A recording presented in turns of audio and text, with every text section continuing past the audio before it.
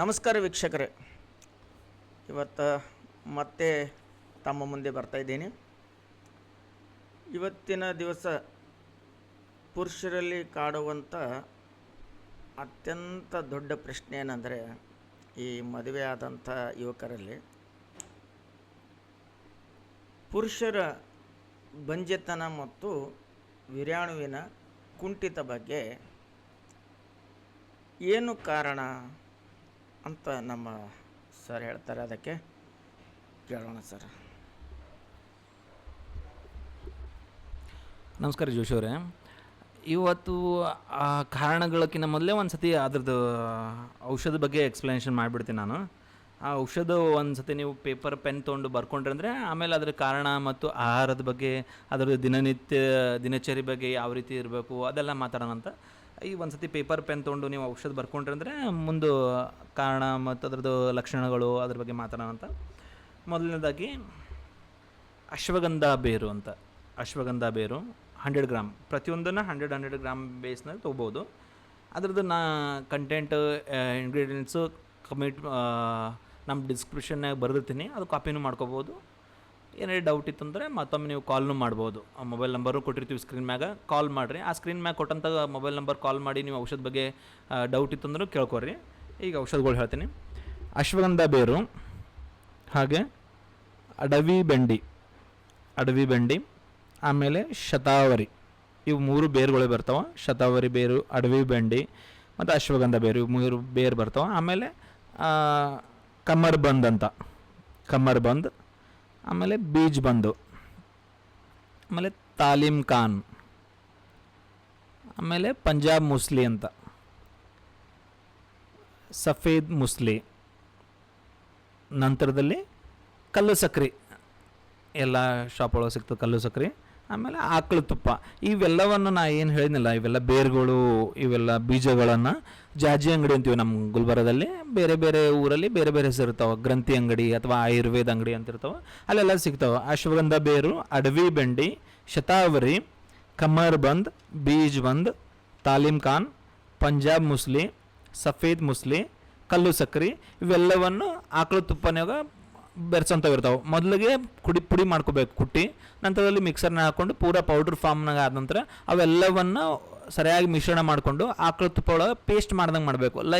Like Chyawanprash, ಯಾವ ರೀತಿ Chyawanprash paste ಇರ್ತದಲ್ಲ ಆ ರೀತಿ ಪೇಸ್ಟ್ ಮಾಡಿಕೊಂಡು ಒಂದು ಸ್ಟೀಲ್ ಡಬ್ಬೆ ಹಾಕ್ಕೊಂಡು ಇಟ್ಕೋಬೇಕು. ಮುಂಜಾನೆ ಮತ್ತು ರಾತ್ರಿ ಮಲಗೋಕ್ಕಿಂತ ಮುಂಚೆ 2 ಚಮಚ ಹಾಲೊಳಗೆ ಬೆರೆಸಿ ತೊಗೋಬೇಕು ಊಟಕ್ಕಿಂತ ಮೊದಲು.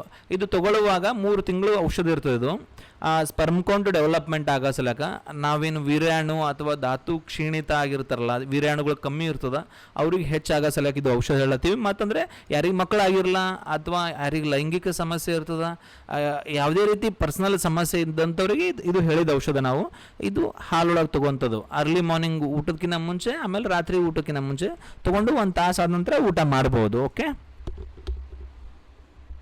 ಸರ್, ವೀರ್ಯ ಗೊತ್ತಿಲ್ಲದೆ ನಮಗೆ ಏತಕ್ಕೆ ಕಡಿಮೆ ಅನಿಸುತ್ತದೆ ಸರ್? ಅದನ್ನು ಸ್ವಲ್ಪ ಹೇಳ್ತೀರಾ ಸರ್ ನಮ್ಮ ಯುವಕರಿಗೆ?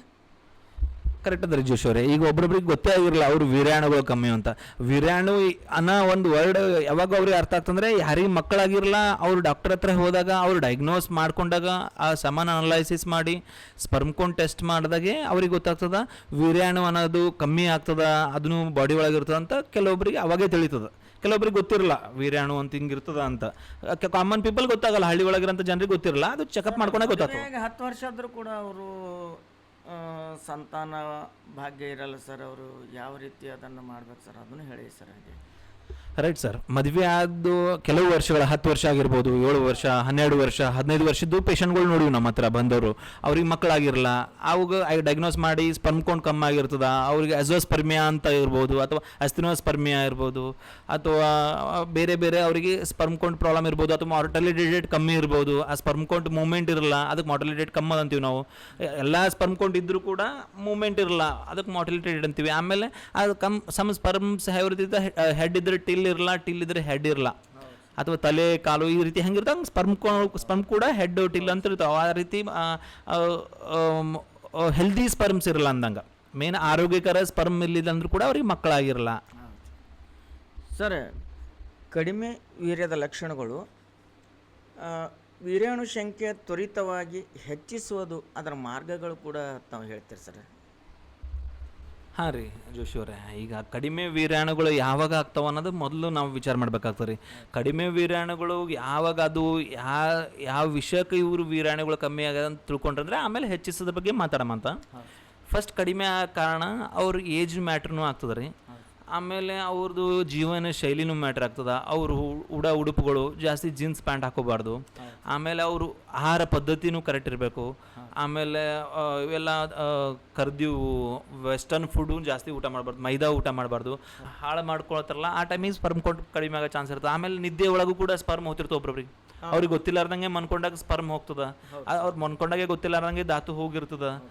ಆವಾಗ ಕೂಡ ಅವರು ವೀರ್ಯಾಣುಗಳು ಕಮ್ಮಿ ಆಗೋ ಚಾನ್ಸ್ ಇರ್ತವೆ. ಅದಲ್ಲದೆ ಯೂರಿನಾಗೂ ಕೂಡ ಹೋಗ್ತದೆ ರೀ. ನಮಗೆ ಎಷ್ಟೋ ವಯಸ್ಕರು ಬರ್ತಾರೆ ನಮ್ಮಲ್ಲಿ ಯೂರಿನ್ ಮಾಡೋ ಮತ್ತಿಗೂ ನಮಗೆ ಬಿಳಿ ಇದಾಗಿ ಹೋಗ್ತದೆ ರೀ, ನಮಗೆ ಗೊತ್ತೇ ಆಗಲ್ಲ. ಅದರಿಂದ ನಮ್ಮ ಕಾಲ ಕೈನೂ ನೋಯ್ತವ, ಟೊಂಕ ನೋಯ್ತವ, ವೀಕ್ನೆಸ್ ಅನ್ನಿಸ್ತದ, ಮನುಷ್ಯಕ್ಕೆ ಪೂರ ಹಿಂಗೆ ಹಿಂಡು ಒಕ್ಕಡ್ದಂಗೆ ಆಗ್ಯದ, ಆ ಥರ ಕೇಸಸ್ ಬರ್ತಿರ್ತಾವೆ. ಅವೆಲ್ಲ ಆಗ್ತಾವಂದ್ರೆ ಅವ್ರು ಮೊದಲು ಕರೆಕ್ಟಾಗಿ ಕೇಸ್ ತೊಗೋಬೇಕು ರೀ. ಅವ್ರು ಮೊದಲು ವಿಚಾರ ಮಾಡ್ಕೋಬೇಕು ಯಾಕೆ ಅಲ್ಲತ್ತವ ಅಂತ. ಅವ್ರು ಹೀಟ್ ಫುಡ್ ಕಮ್ಮಿ ಮಾಡಬೇಕು. ಆಮೇಲೆ ಹಸ್ತಸ್ಕಲನ ಮಾಡ್ಕೋಬಾರ್ದು, ಟೋಟಲಿ ಬಂದ್ ಮಾಡಬೇಕು. ಯೋಗ ವ್ಯಾಯಾಮ ಮಾಡಬೇಕು. ಊಟದೊಳಗೆ ಬಾಳೆಹಣ್ಣು ಜಾಸ್ತಿ ತಿನ್ನಬೇಕು.